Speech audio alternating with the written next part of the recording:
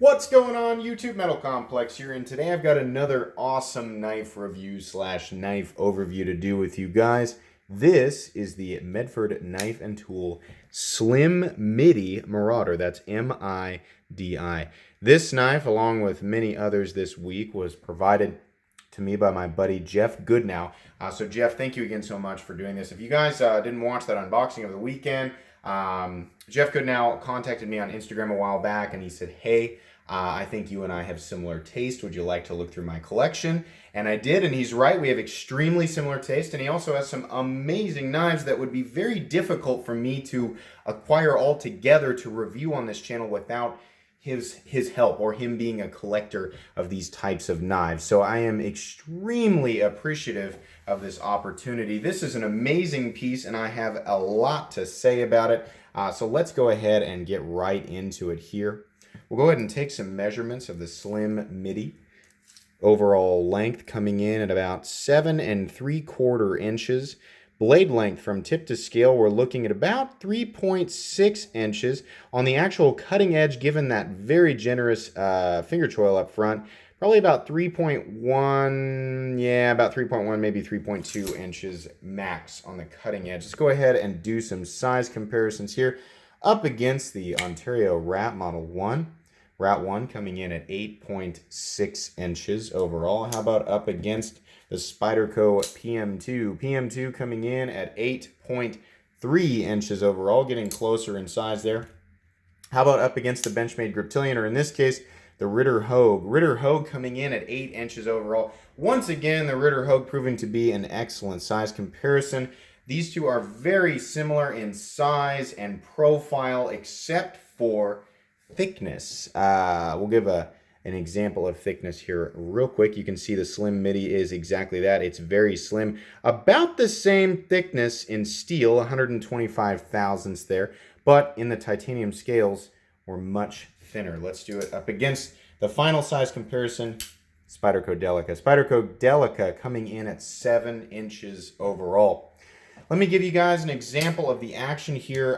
This is really impressive on a Medford knife. If you've never handled a Medford knife, one thing that you'll hear a lot of people say is it's kind of awkward to operate because you have this, this groove here that you use for the deployment mechanism. No, this is not a thumb stud. This is a bracing lug, as I call it. The official term is an external stop pin, as I've been corrected many times by my super nice viewers. I don't mean that sarcastically, actually. People are really nice about correcting me in a nice way. You use this mechanism here. Now, there's a couple of different ways to do it. You can cat's paw it, and if you're going to do that, of course, you need to keep your fingers off of the frame lock, and then you can sort of wheel it around there, starting low and then moving it around high. You can do that. What I kind of like to do, especially on this knife, is I sort of, this is what I mean when I refer to as pinch opening. I kind of lift it with both fingers and then click it out here. I've gotten used to that on this knife, and it's very easy to deploy this way. It's also easy to, well, I messed it up that time. You can also do the reverse flick. It's I'm messing it up now that I have to be on camera and at this weird angle. But truthfully, you can do the reverse flick on this knife. I'm going to slice my finger off. Getting your fingernail up underneath this ledge right here and then flicking it out.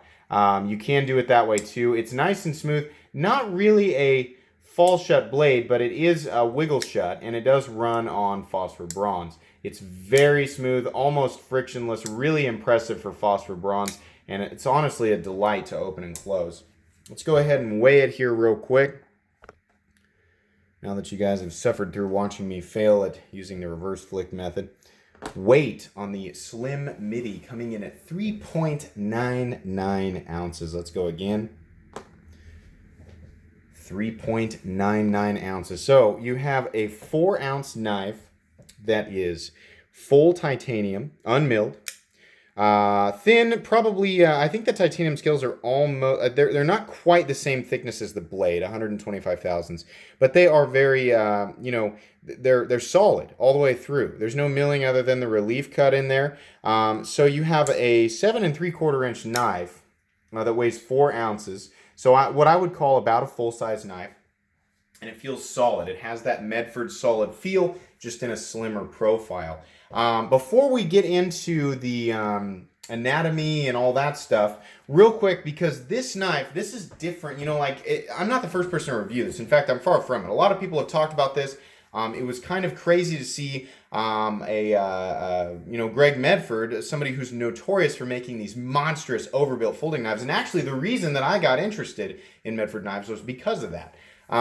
He comes out with, here recently he's come out with a lot of smaller and thinner designs. You know, he's scaled down the regular Marauder to an H-frame Marauder at 187 thousandths versus the quarter-inch stock. And then he made an even smaller one called the Midi. And actually, I think there's a little tiny one, like a dress Marauder as well. That came as a surprise to a lot of people because he just, if you watch his videos, he's all about the big overbuilt stuff. And but he's catering to some different folks. And, a lot of people are like, that's really, really great. But, a lot of what the issue was in the past with Medford knives is a lot of people are like, well, they don't cut very well, they don't slice very well. In my experience, even the thicker ones cut, they just don't slice the way people want them to. So, you guys want to see, does the Slim Midi slice? Yep. And if I can catch the paper to demonstrate, yes.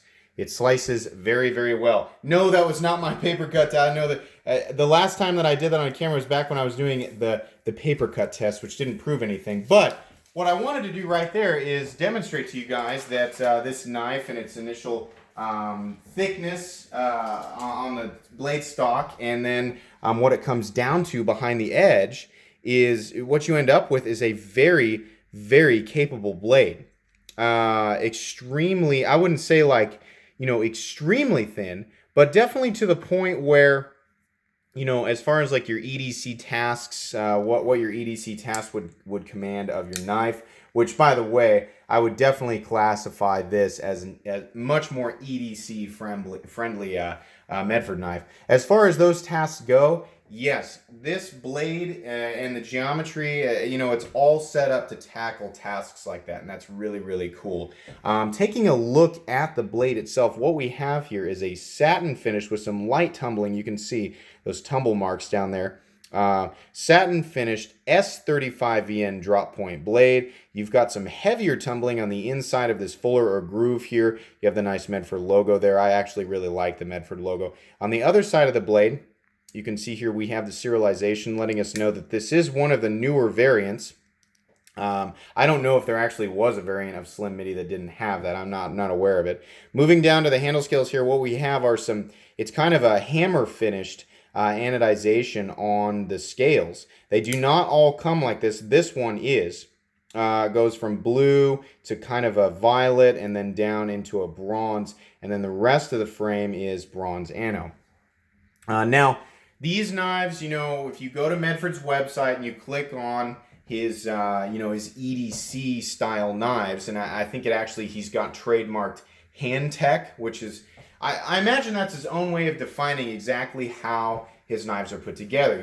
We have what we as the knife community are traditionally familiar with as production knives, then mid-tech knives, then custom knives. But with each individual maker, there's more or less handwork that goes into something beyond production. So simply calling something a mid-tech oftentimes does not do the knife justice, and partially because everybody has such a different definition of mid-tech. So Greg Medford has his own definition of that, and if you want to find out exactly how much handwork is in his knives, you can watch his channel and learn about that. But there is a lot of handwork that goes into these, which is why they cost a lot of money. Now, there are definitely way more expensive Medfords, and there's actually a few models that are, quite a bit less expensive. This is definitely in the what I generally define as the mid-tech range of knife. There is some hand tuning, hand assembly. There's a lot more attention to detail that requires a human to physically interact with this knife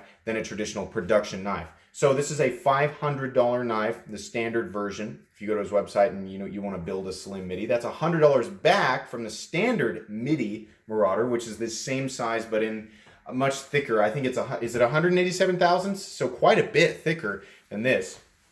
But given that that's a $600 knife, and Medford knives traditionally were $600 and up, a lot of them, their standard Marauder was $850.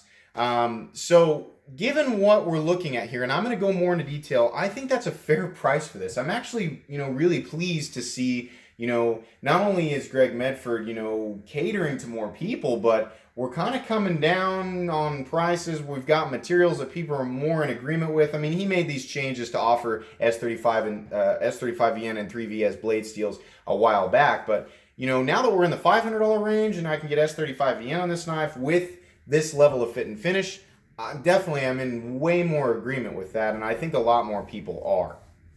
So we'll talk more about that and the justifications for that, but you can get a lot of different setups with the handle, and you can choose options on his website. Now, if you're going to have a custom one made, I don't know exactly how that works. I imagine you have to call in, request it, and there's probably, a lead time. It takes a little bit to get your knife made exactly the way that you want, but as far as I understand it, they do that. Now, what's interesting about Medford knives is if you check around to a whole bunch of different retailers, you'll find special variants of each of these, knives in their higher end line, like the Slim Midi.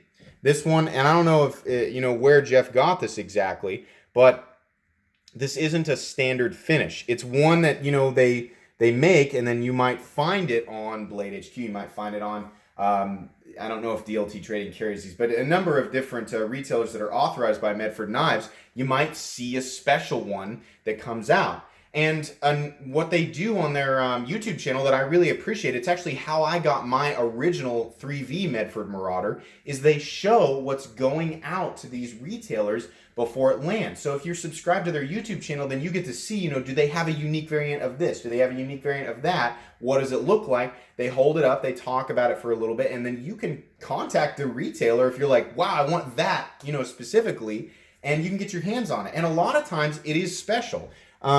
Now, there may be other Slim Midis out there with a similar pattern and similar anodizing, but the way that these knives are made is they're not stamped and pressed on a machine. A lot of these finishes are done by hand, and a lot of the aspects of the knife in general are actually done by hand. So you do get kind of a unique element with a lot of these knives, and I wouldn't be surprised to find out that this is a completely unique variant of the Slim Midi. I really, really like that about Medford knives. It's the joy I got, that feeling of exclusivity with that Medford Marauder, is the Vulcan finish that was on the blade it just happened to be incredibly vibrant and red and orange and green. It was all crazy, and I loved that because I knew that there wasn't another one out there exactly like mine. So that's really, really cool.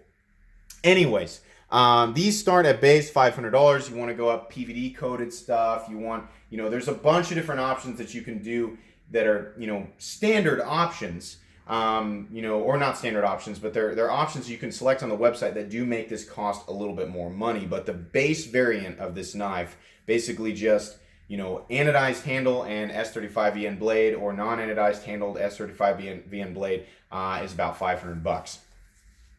As far as I understand on this knife, the only blade steel that is available is S35VN. That's just the way that it is. Medford is not notorious for having bad heat treats on his blade steels. As far as I know, he's very meticulous about that, and nobody has had a problem with the way that the steel has been heat treated. But I'm not a professional, so I wouldn't be the one to ask anyway.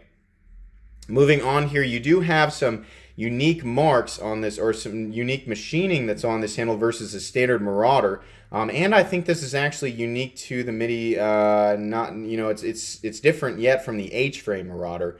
It's kind of cool. I don't know that it adds anything meaningful, but it does add some visual features to an otherwise very plain Jane scale. You do still get the nice oversized hardware, and you have a triangle shaped lanyard hole there that's just on one side. That's kind of interesting. Plenty big to get your 550 through. Got some nice oversized lanyard barrel, barrel spacers there, leaving most of the body completely open and very easy to clean out with like a rag or a paper towel or something. I mean, that's really easy access there. You have a skinny pocket clip, which, I don't like skinny pocket clips, but man, this thing coming in and out of the pocket is so easy. There's no real point on this pocket clip, that creates like meaningful traction for your hand as it's coming in and out. but just putting this in and out of my pocket with one hand, it has no problem getting over the seam of the khakis that I'm wearing right now. And it's easy, you know? So visually, it's not my favorite pocket clip in the whole world, but it works. It works really well. And the smoothness of that titanium, despite it actually being textured on both sides, which I think is really cool, by the way. That's nice. And not all of them are textured like that, guys. You know, there's a bunch of different custom finishes that they're able to apply in a bunch of different colors. So if you don't like how this looks, you know, rest assured there's probably one that you would like out there if you're interested in this knife in general.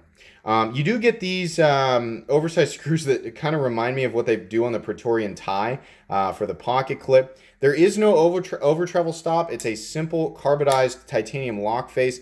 That is how Medford has done things for a long time.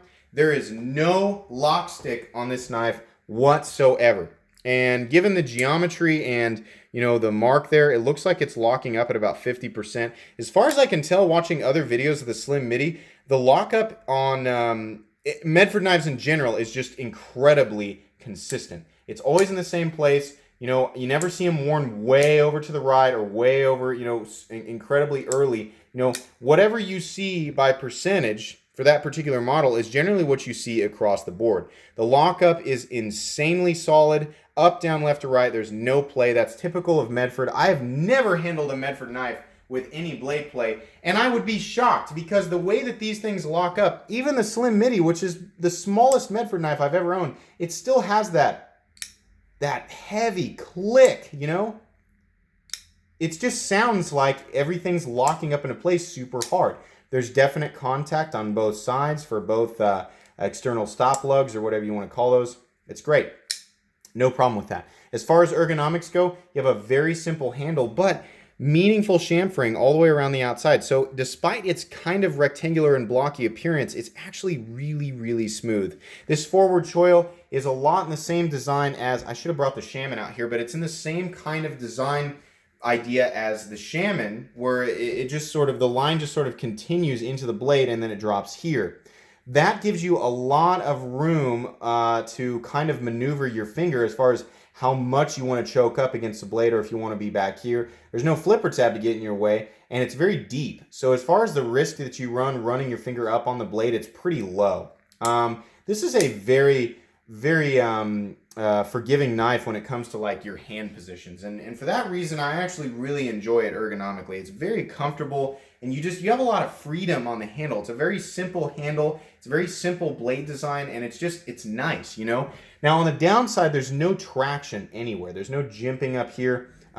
There's not really a point where you can feel completely locked in. Maybe a little bit behind this hump up here if you're gonna lock in, you know, behind the blade up in that choil. This is about the most secure that I can feel with it. I wouldn't say it's the most slippery knife in the entire world, but, you know, I feel a little bit like there might be a small chance that it could come out of my hand. But as far as manipulation goes, there's plenty of room to get your fingers in on this groove here. There's plenty of room to get your thumb in behind this part right here and push it out of the way. It's very easy to manipulate, and I feel pretty confident about holding on to it. You know, if you're going to work in a wet or slippery environment, you know, yeah, it's going to be a little bit more difficult.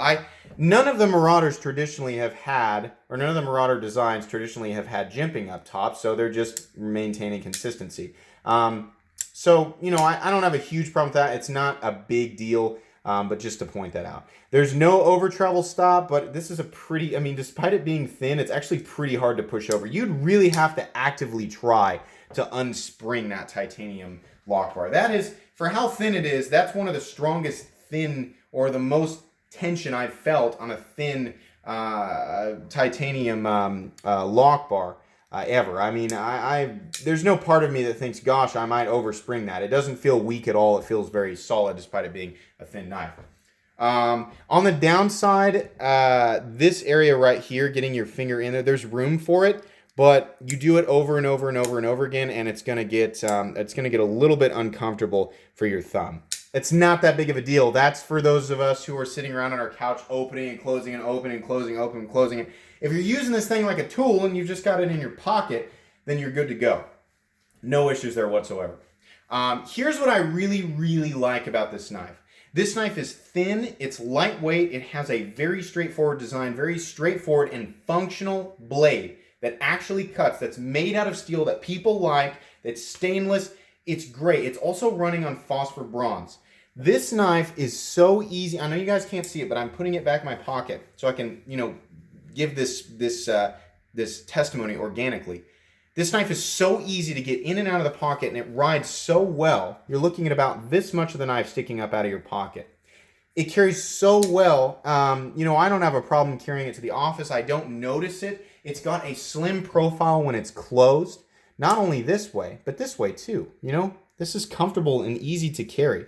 Look at it up against the closed Ritter Hogue or the Rat 1 or the PM2. As far as the carry silhouette, no matter which way you turn it, it doesn't take up a lot of room in the pocket. But just because it's slim doesn't mean it's not capable. You're looking at solid titanium scales that have these external stop pins bracing in the outside of the frame. The blade stock thickness is the same thickness as the Manix 2 or the Ritter Hogue, which both of those knives have proven to be plenty capable when used for harder activities. And you have a titanium frame lock and it's running on phosphor bronze, and it's super easy to clean out. This knife is excellent. This is an excellent knife.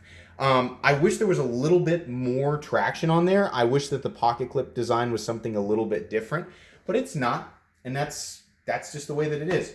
Functionally and by design, I think this is truly excellent. There's really only one problem with this, and that's that we still have the issue with the proprietary pivot, and everybody knows about Medford's warranty and the issues and the controversy surrounding it. I'm not going to go into that. This is the type of knife where if I owned it, I wouldn't take it apart. But I'm somebody who's got a lot of knives, and if I had an issue with this knife or something was going on with it, I have other pocket knives that I can use while I wait for this knife to be sent to Greg Medford and have him take care of it and send it back.